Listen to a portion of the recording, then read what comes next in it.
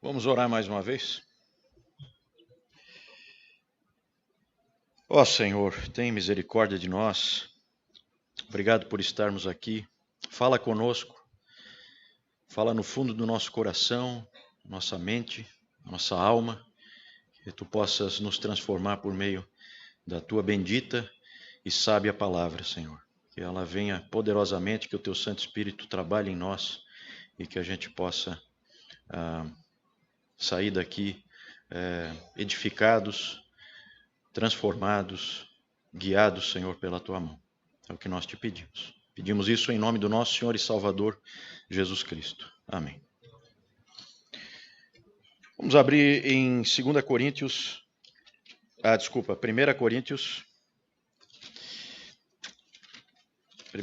4, versículo 7. Versículo bem conhecido.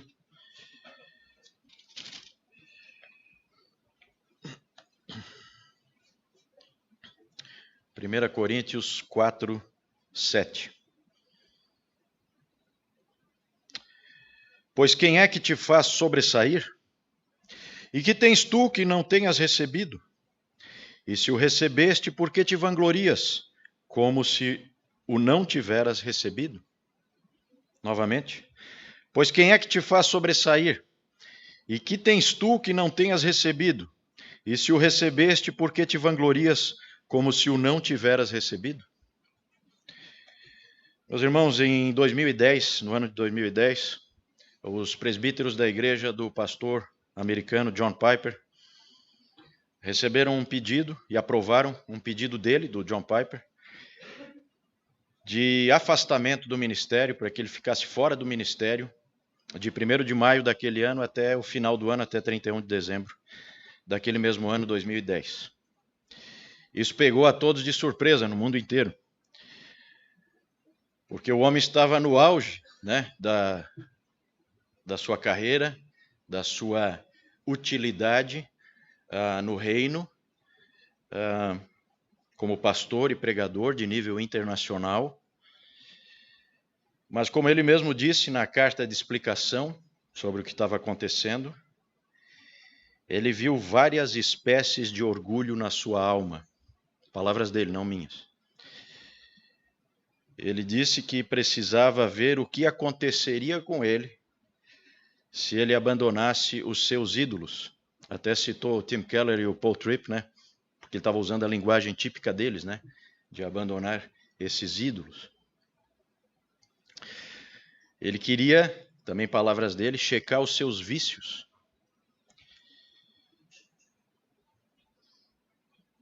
O que aconteceria se ele parasse de orgulhosamente bebericar no cálice venenoso da fama e notoriedade internacional? Também palavras dele, não minhas.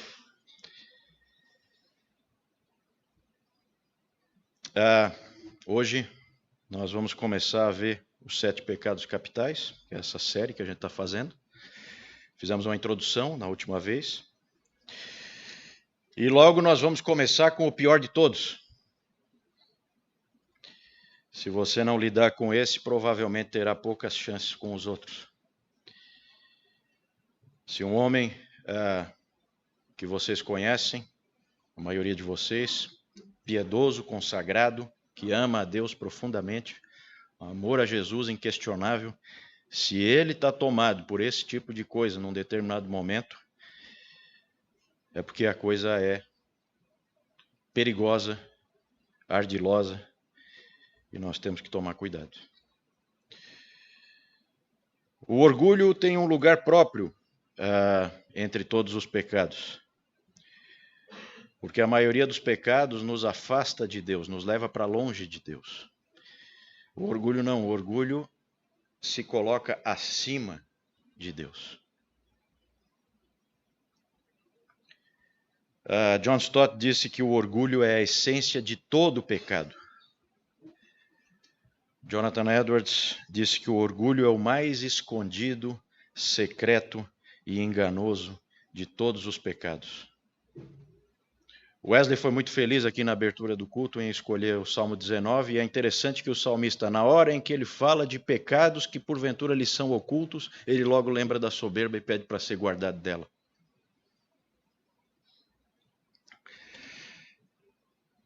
É muito difícil detectar o orgulho e ainda mais difícil matá-lo. Há um sentido em que, se você conseguisse ver o seu orgulho e aí matá-lo, seria como matar você mesmo. Tal a relação entre o orgulho e nós mesmos, porque afinal de contas, orgulho é ego. Por que é tão difícil de detectar o orgulho? Fácil de detectar nos outros, difícil de detectar na gente, né? Ele é como um daqueles personagens da literatura fantástica, né? É um chamado de transmorfo, ou metamorfo, ou transfigurador, ou shapeshifter, né, em inglês. Ele muda de forma quando ameaçado, para que não seja encontrado e morto. O orgulho quer que o mundo gire em torno de nós mesmos. E isso pode ocorrer basicamente de duas formas bem opostas. E aí, como ele fica trocando de forma, ele fica alternando entre essas formas para nos enganar e para que a gente não perceba a sua insidiosa e perigosa atuação. Essas duas formas são bem opostas, mas com o mesmo objetivo: ou exaltar-se ou rebaixar-se. Por um lado, autoexaltação, autopromoção, autojustificação. E por outro, autorrebaixamento, autocomiseração, né, autopiedade, né, e autocondenação. Isso tudo é farinha do mesmo saco. Tem muito a ver com a personalidade de cada um, com o contexto em que ele está inserido, com o momento que ele está passando na vida. E aí vai mudando em função disso a manifestação do orgulho. A primeira modalidade aparece mais em contextos em que você é bem-sucedido e os outros falham. Nessa situação, você precisa mostrar como você é bom. Enfatizar o quanto alguma característica sua ou algum esforço pessoal seu te colocou ali. A autoexaltação aceita de bom grado o mérito e o crédito pelo que foi obtido. A autopromoção vai um passo além, né? É a busca de fazer com que o máximo de pessoas possíveis enxergue essa realidade da sua glória pessoal. O máximo de pessoas reconhecendo e expressando o quão glorioso nós somos. Pessoas assim comparecerão diante de Deus de acordo com seu mérito pessoal. Não entenderão o Evangelho. O seu modelo de cristianismo é um modelo de autojustificação, de sucessos e fracassos. Nessa modalidade de orgulho, como disse um autor, você propõe um brinde a você mesmo. O outro tipo ocorre mais quando vem o seu momento de falha, de queda, de desarranjo na vida, e aí você se comporta como uma vítima. E esse modelo costuma andar de mãos dadas com a inveja. Você se vê como um injustiçado. Os outros estão bem e você está mal, com diversos problemas, infortúnios e fracassos na vida. E aí vem a autocomiseração, a lamúria, que é sempre feita diante de outras pessoas para chamar atenção, para que elas prestem atenção em nós. Se nós não conseguirmos ser o centro das atenções pela nossa glória, seremos pela nossa necessidade. Mas o importante é sermos o centro das atenções.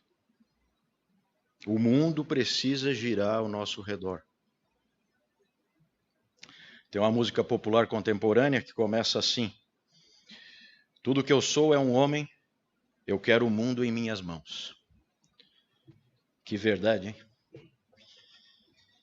E isso ainda é visto na cultura pop como algo bom. Não é ruim, não. O orgulho quer ser sempre o centro das atenções, para o bem ou para o mal. E, infelizmente, o coração humano está cheio desse mal.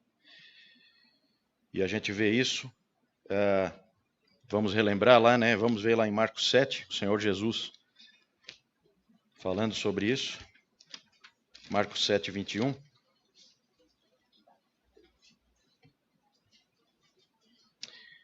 Diz assim o Senhor: porque de dentro do coração dos homens é que procedem os maus desígnios, a prostituição, os furtos, os homicídios, os adultérios, a avareza, as malícias, o dolo, a lascívia, a inveja, a blasfêmia, a soberba, a loucura. Perceberam que aí também, né, só um parênteses aqui, perceberam que aí também tem uma gradação, que pecados mais da alma aparecem mais no versículo 22 e num certo grau, né, sendo que a loucura, os antigos reformadores diziam que o pecado é um tipo de loucura. A loucura é o originador de tudo. Mas logo em seguida vem a soberba. E isso tudo vem do coração do homem. O quadro é grave. É um problema que todos nós temos, todos nós. Graças a Deus que nós temos o Evangelho e a Palavra de Deus para aprendermos o que fazer a respeito disso. Basicamente, o que nós precisamos, quando a gente para pensar nisso e reflete um pouco na palavra, o que nós precisamos é despertar, desprezar e depender. Despertar, desprezar e depender. Vamos lá.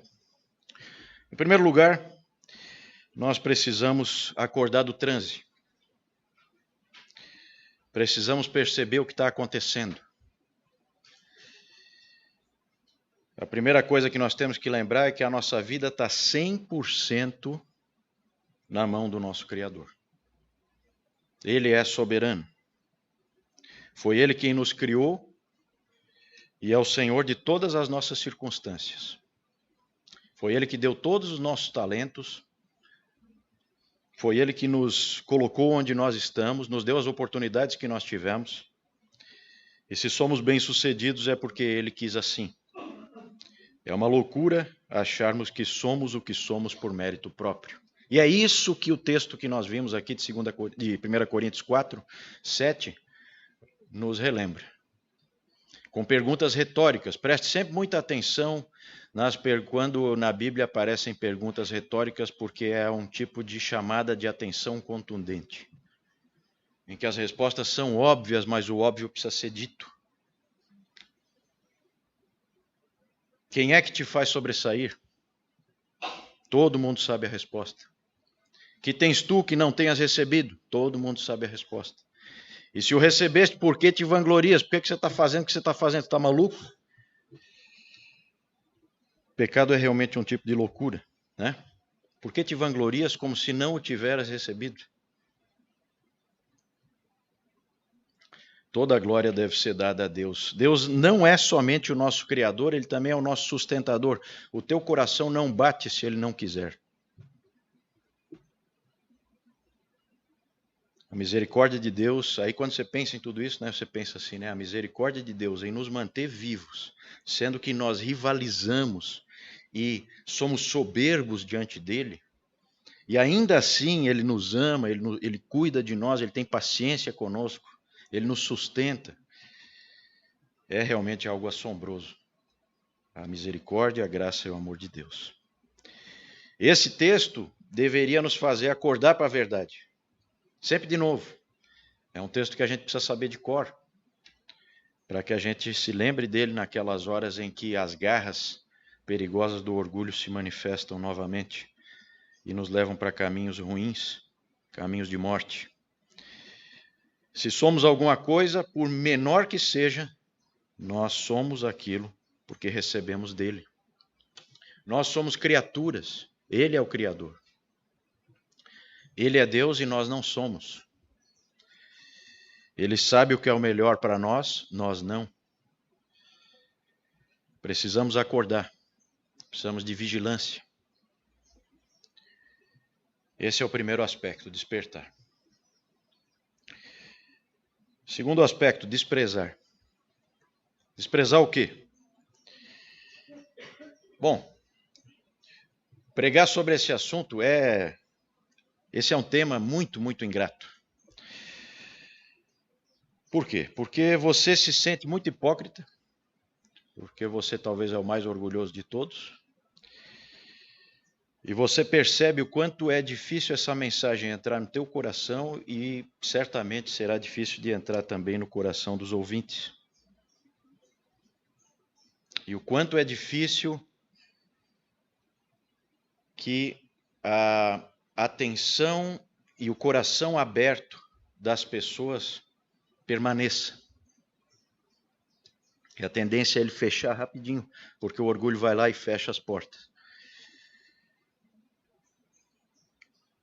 É o tipo do tema que quando você começa a falar, aí o nosso orgulho já nos ilude e já nos faz pensar, essa mensagem era boa para aquele irmão lá. O fulano precisava ouvir isso mesmo. A fulana ali, olha, tomara que ela... Logo há esse defletir da palavra de Deus. E pregar sobre o orgulho é arregimentar todos os inimigos, né, contra você. A carne, o mundo e o diabo. Todos estarão contra você. Nesse momento mesmo já deve ter vários ouvintes aqui, já fechando os ouvidos, rebatendo e defletindo qualquer convicção que o Espírito possa estar trazendo ao coração. Porque o orgulho vai atuar, e ele cega. E ele tentará cegar cada um de nós para não vermos a verdade. Satanás e o mundo ajudam, né? Nós temos visto o que está acontecendo ao nosso redor e que nós já estamos sendo levados de roldão, sem nem percebermos o que está acontecendo. Nós vivemos os dias das fake news, da pós-verdade, da verdade alternativa, dias de prevalência da mentira, e isso no mundo inteiro acontecendo. É interessante que o jornal Washington Post fez um levantamento desde o início do mandato do presidente Donald Trump, presidente dos Estados Unidos, e eles fizeram um levantamento desde o início de 2017, quando ele assumiu, a quantidade de mentiras e factoides que ele já lançou, tanto em pronunciamentos em geral, entrevistas, como no Twitter também, que ele usa bastante, e a contabilidade hoje já está em 7.600. No ano passado, o negócio é assustador. Ele mentiu 15 vezes por dia. 15 vezes por dia. A ponto do pessoal já ver como doença, ver ele como um mitômano. Porque ele é compulsivo em mentir. O Wesley tem pregado aqui em Romanos, e ele nos trouxe todo aquele quadro horrível da pecaminosidade humana, aquela lista de pecados, que é a pecaminosidade humana se manifestando no mundo, né? Desde os tempos de Paulo, e hoje não é diferente, certo? E ali há uma longa lista de pecados, e aí o texto termina de uma maneira interessante e assustadora. Lá em Romanos 1,32, o apóstolo diz assim: conhecendo eles a sentença de Deus, de que são passíveis de morte, os que tais coisas praticam, não somente as fazem, mas também aprovam os que assim procedem. O assustador não é só a existência do pecado, mas a aprovação do pecado.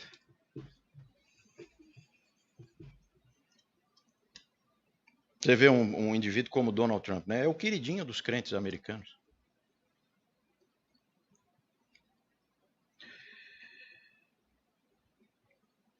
Para onde você olha, temos a aprovação do pecado. E isso até na igreja. E aí veja o caso do orgulho.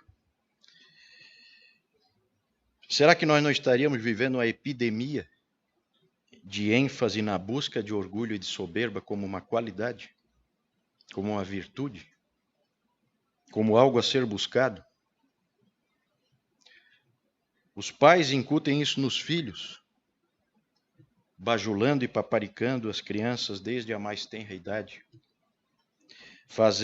incutindo nelas, auxiliados pelo mundo, a pensarem em si 24 horas por dia, 7 dias por semana. Foi-se a educação, o respeito aos mais velhos, a civilidade, o respeito pelo outro, a valorização do outro, o cuidado com o outro. Ora, nós somos cristãos e a nossa obrigação é criar os filhos na disciplina e admoestação do Senhor. E foi isso que o Senhor nos ensinou?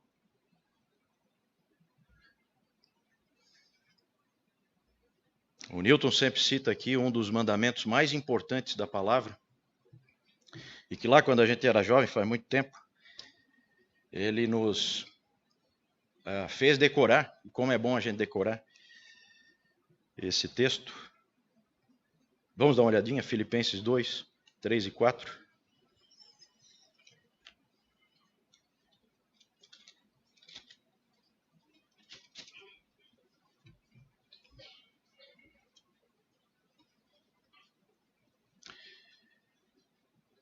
Diz assim: nada façais por partidarismo ou vanglória. De novo a vanglória aí, né? Nada façais por partidarismo ou vanglória, mas por humildade, considerando cada um os outros superiores a si mesmo. Não tenha cada um em vista o que é propriamente seu, senão também cada qual o que é dos outros. É isso que os pais têm ensinado aos filhos hoje? É isso que vemos nas novas gerações, em nossos jovens e adolescentes? Penso que não. Preferimos que eles sejam autênticos, livres, que se expressem plenamente. Doa quem doer e dói. Qual será o resultado de tudo isso? Não parece muito bom. As coisas vão indo de mal a pior, nós vemos aí doenças mentais de todo tipo, em epidemia, ansiedade e dor, angústia, uma cultura de ódio, quadro horrível. E a igreja deveria ser contracultural, mas embarcou em autoafirmação e prepotência com todas as forças. Isso assusta. Eu não sou um nativo da internet, não existia isso, nem quando eu era jovem. Não cresci nas redes sociais, mas eu temo por aquelas pessoas que cresceram ali, porque aquele ambiente ali é tóxico. Eu tenho estado cada vez mais desconectado desse espírito da época, né, do Zeitgeist, como os filósofos e teólogos gostam de dizer, né? E eu olho para as chamadas redes sociais e eu vejo, poxa, aquilo tinha um potencial de ser uma coisa tão boa. Mas em vez de construir pontes, construiu muros. E as pessoas estão ficando estranhas. Quando a internet começou, a gente escrevia blogs, né? E aí a gente escrevia sobre algum assunto que a gente conhecia para ajudar outros lá, por causa dessa interação e tal. Isso era legal. Você dava lá um nome lá. Então o Rafa, de repente, ia fazer aqui um blog sobre música, que é uma coisa que ele gosta e ele entende. E aí outros vão lá e vão usufruir daquilo e tal. Parecia uma coisa muito boa.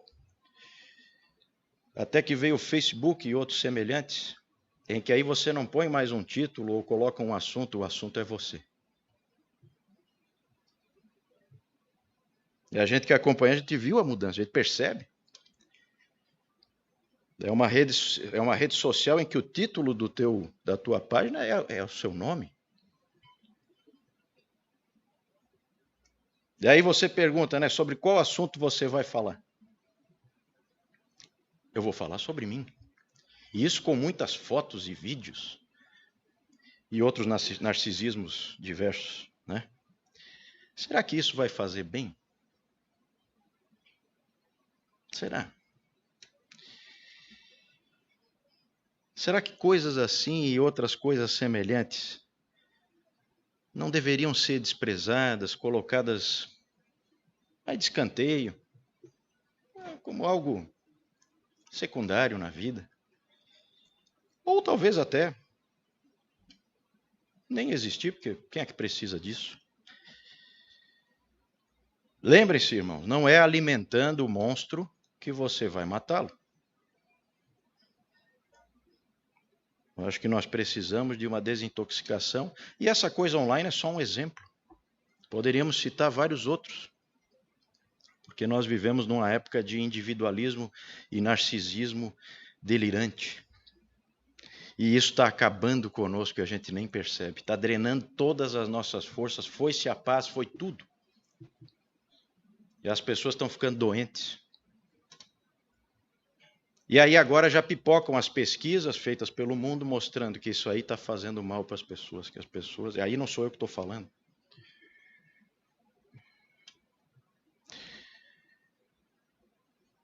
Renunciar à alimentação do orgulho é algo básico. Desprezar a idolatria do ego é fundamental. Não dá para servir a dois senhores.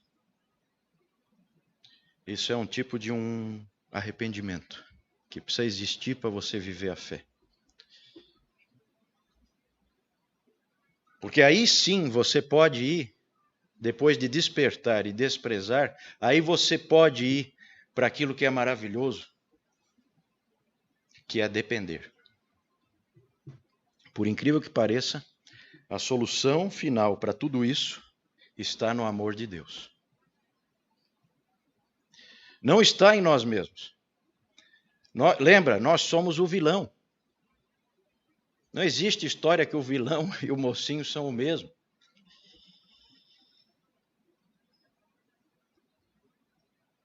Lembra quando eu falei lá no início que matar o orgulho é quase como se fosse matar você mesmo?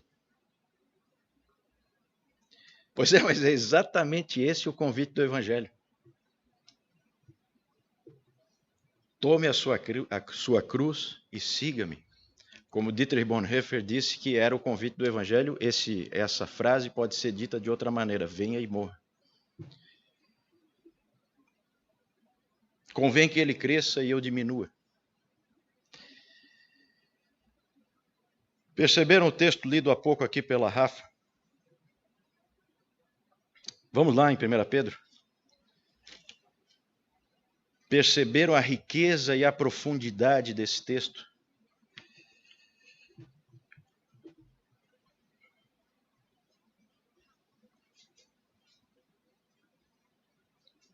A infinita sabedoria que tem contida aqui dentro desse trecho tão pequeno.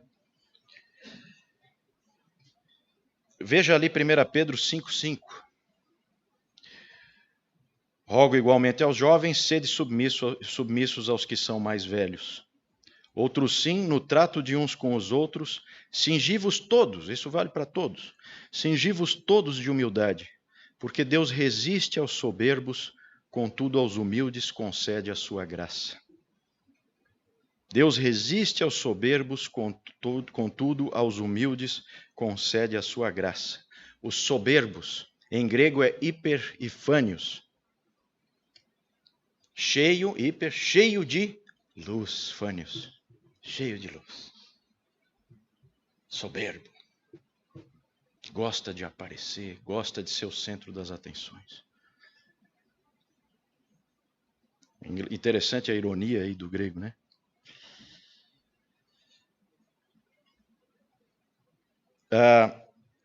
Prestem sempre muita atenção na palavra de Deus quando um conceito, uma frase for repetido em mais de um lugar. Essa é uma ênfase importante. Vire algumas páginas aí para frente, para trás, na verdade, recue aí um pouco e vá lá para Tiago. Deixe o seu dedo aí em 1 Pedro e volte ali para Tiago. Veja lá Tiago 4,6.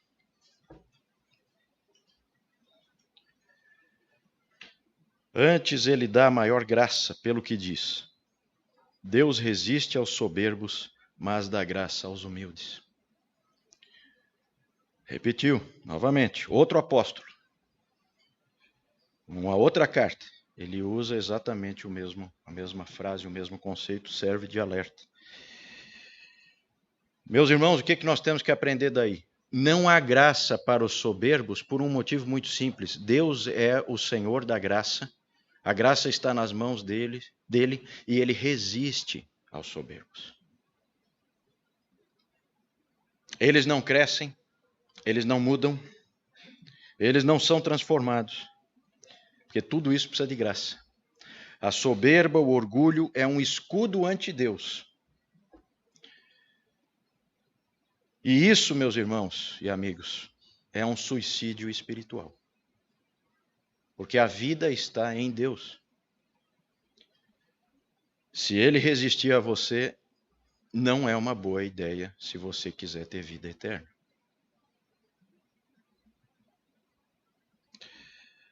Mas veja aí em Tiago, veja o versículo 5. Tiago 4, 5. Ou supondes que em vão afirma a Escritura, é com ciúme que por nós anseia o Espírito, que ele fez habitar em nós? É com ciúme que por nós anseia o Espírito. Isso aí é amor, gente. Ele quer cada um de nós. Nós é que não queremos ele. Quando somos soberbos e orgulhosos. Nós achamos que sabemos o que é o melhor para nós. Achamos que podemos ser autônomos. Viver a vida do nosso jeito. Sermos salvadores de nós mesmos. De fato, lá como nós vimos em Marcos 7, o pecado é um tipo de loucura mesmo. O caminho para nós é muito simples. Pelo menos na teoria, né? Deveria ser simples. E ele está lá em 1 Pedro, na continuação, volte lá. 1 Pedro.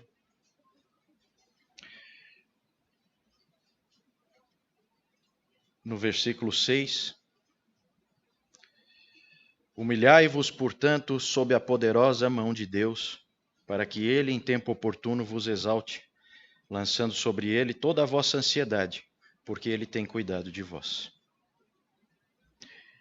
É a humildade que Deus quer de nós, mas precisa ser a humildade bíblica, e ele explica para nós como é a humildade bíblica. Veja que humildade não é o que às vezes as pessoas pensam, né? Um coitadismo, uma inutilidade, não, eu não vou assumir isso aqui, porque eu sou um pobre coitado. Né? Muitos de vocês conhecem aquela história que o Martin Lloyd Jones contou daquele diácono que foi pegar a bagagem dele, né? Foi recebê-lo na estação de trem e foi pegar a bagagem do Lloyd Jones para ajudá-lo. E aí esse diácono disse: eu sou fulano de tal. Eu não sou ninguém. Eu não sou nada.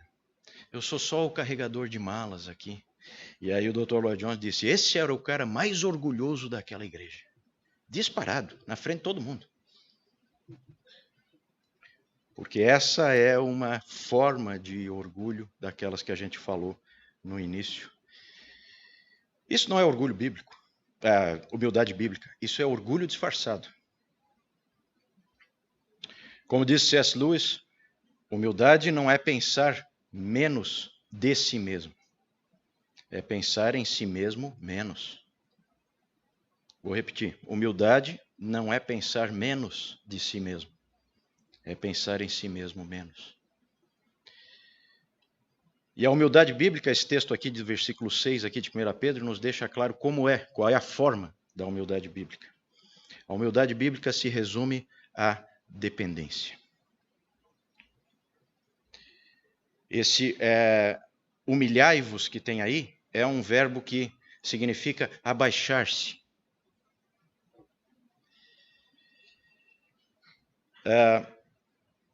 é abaixar-se sob a poderosa mão de Deus. Ele é Deus, você não. É ser como uma criancinha. Lembra que o reino de Deus, nós temos que ser como uma criança para estar no reino de Deus. É largar-se completamente nas mãos do Senhor e confiar nele em todo tempo e em qualquer situação. É ver que ele nos deu oportunidades, nos deu habilidades e desenvolvê-las adequadamente, agradecendo a ele pela ajuda dele em todo tempo, porque sem ele nós não podemos fazer absolutamente nada. E o que nós recebemos que não tenha vindo dele?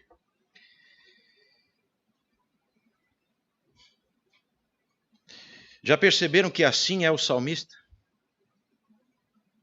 Já perceberam que assim é o Senhor Jesus?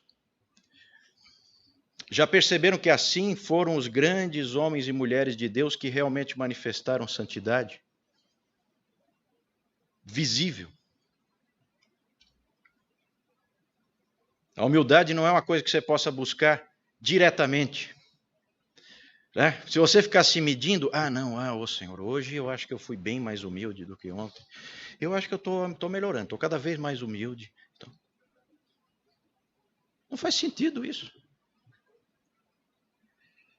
Porque não é isso.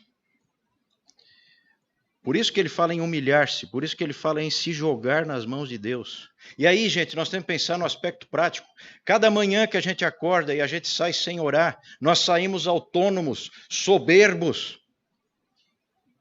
cheios de vanglória, porque nós vamos vencer esse dia. Nós somos o capitão da nossa alma, como o Saulo já pregou aqui. E saímos soberbos, autônomos, senhores de si. Esquecemos do nosso Deus. Vá ver se o Senhor Jesus alguma vez fez isso. Vá ver se ele vai enfrentar os dias difíceis que ele teve como servo sofredor, sem gastar tempo com o Pai.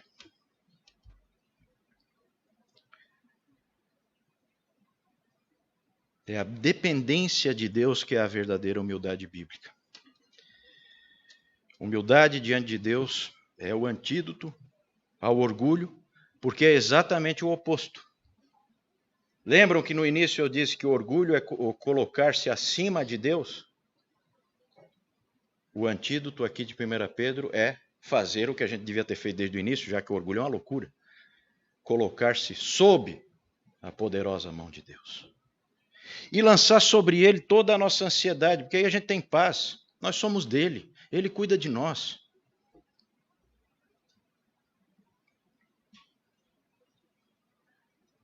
Na hora fácil, na hora difícil, ele está conosco. O orgulho pensa no eu o tempo todo. A humildade é o autoesquecimento. Você esquece de si porque você não é mais de você mesmo. Quando você é de você mesmo, você fica se policiando, se controlando, se observando, se exaltando, se promovendo, se justificando. Mas agora você tem um Senhor. Então a humildade é um tipo de troca de foco. Muda o foco. Nós esquecemos de nós mesmos e focamos e olhamos para o nosso Senhor. E nisso nós começamos a servir, a sermos úteis, a fazermos diferença. No fim das contas, gente, o orgulho é um pecado de alto grau espiritual, pelo seguinte motivo: é um pecado que tem a ver com adoração. Tem a ver com a pergunta mais importante que existe: quem é o seu Deus?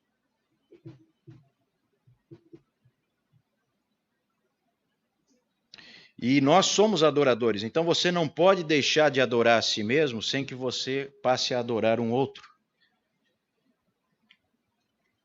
E aí por isso você tem que desprezar a si mesmo, nesse sentido, e depender dele, que te comprou.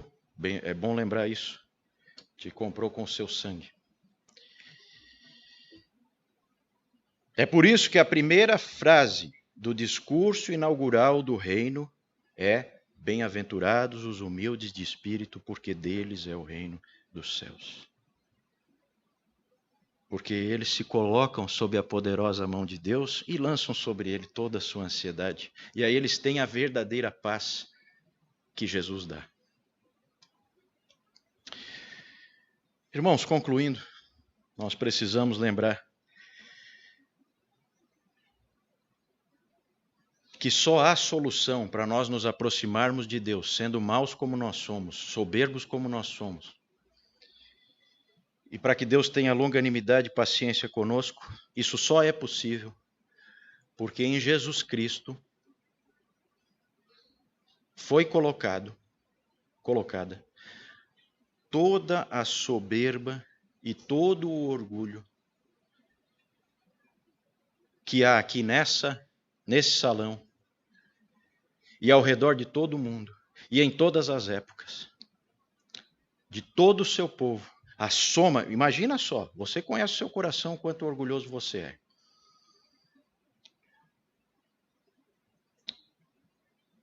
Imagina a soma de todos nós que somos orgulhosos assim, toda ela somada, todo esse orgulho, toda essa soberba somada, tudo isso foi colocado nele. E aí ele se tornou o maior soberbo que já existiu. O homem mais soberbo que já existiu. E ali naquele momento o Pai lhe resistiu, como disse que faria. E aí ele grita, Deus meu, por que me desamparaste? Não mais Pai, Deus. Deus meu, por que me desamparaste? Não façamos pouco caso dessa obra. Ele recebeu tudo isso para que nós pudéssemos ter imputada a justiça dele para nós. Quero encerrar com 2 alertas e um modelo. Primeiro, 2 alertas. Uma palavra de sabedoria, lá de Provérbios 16, 18. A soberba precede a ruína, e a altivez do espírito a queda. Primeiro alerta. Segundo alerta, do nosso Senhor Jesus, Mateus 23, 12. Quem a si mesmo se exaltar, será humilhado, e quem a si mesmo se humilhar, será exaltado. Vai chegar a hora em que nós vamos ser libertos de tudo isso. Mas o trabalho começa aqui. Esses são os 2 alertas. E aí vamos ao modelo, peço que você abra lá em 2 Coríntios.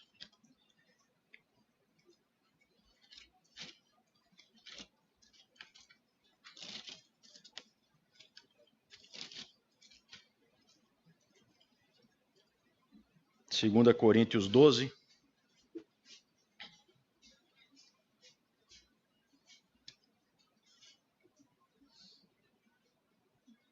Verso 9. Modelo do nosso apóstolo Paulo, que disse para nós sermos imitadores dele como ele é de Cristo. Vejam o que ele diz ali. Então ele me disse, a minha graça te basta, porque o poder se aperfeiçoa na fraqueza. De boa vontade, pois, mais me gloriarei nas fraquezas, para que sobre mim repouse o poder de Cristo. Você está preparado para abandonar a soberba e viver pela graça? Vamos orar? Senhor, como somos culpados diante de Ti, pelo nosso orgulho que está sempre presente, dia a dia, sempre por trás de nossos pensamentos, nossas atitudes, nossas escolhas, nossas decisões, sempre interferindo, sempre prejudicando, sempre nos fazendo fazer más escolhas. Ó Senhor, tem misericórdia de nós, guarda-nos do mal, perdoa, Senhor, nosso pecado e purifica, que a gente possa, Senhor, aprender o que é a verdadeira vida cristã, a vida de dependência, a vida de caminhar contigo em todo o tempo, esquecendo de nós mesmos, Senhor, e focando em Ti, naquilo que Tu queres de nós, naquilo que Tu queres que nós façamos, que nós vivamos, obedecendo teus mandamentos, procurando viver em santidade. Ó Senhor, ajuda-nos, que o teu Espírito, que tantas vezes entristecemos, volte e nos dê a alegria da salvação novamente e nos encha de poder de Cristo para vivermos cheios de graça, dizendo um não, um basta, para a soberba, para o orgulho, para a vanglória. Obrigado porque somos relembrados aqui de tantas coisas óbvias, mas que precisam ser sempre repetidas porque somos tolos e loucos. Pedimos que tu nos ajudes na nossa loucura, Senhor, e nos dê sabedoria que vem do alto, para que nós possamos nos tornar sábios conforme é a tua vontade, para que possamos viver segundo o modelo que colocaste para nós, segundo todos os valores que colocaste na tua palavra e todos os mandamentos que tu nos deste para que nós vivêssemos vidas abundantes, produtivas, de servos, trazendo alegria e paz, Senhor, por onde quer que andemos. Que assim seja a nossa vida, Senhor. Perdoa-nos mais uma vez, nós te pedimos, e ajuda-nos a caminhar contigo. Nós oramos agradecidos em nome do nosso Senhor e Salvador Jesus Cristo. Amém.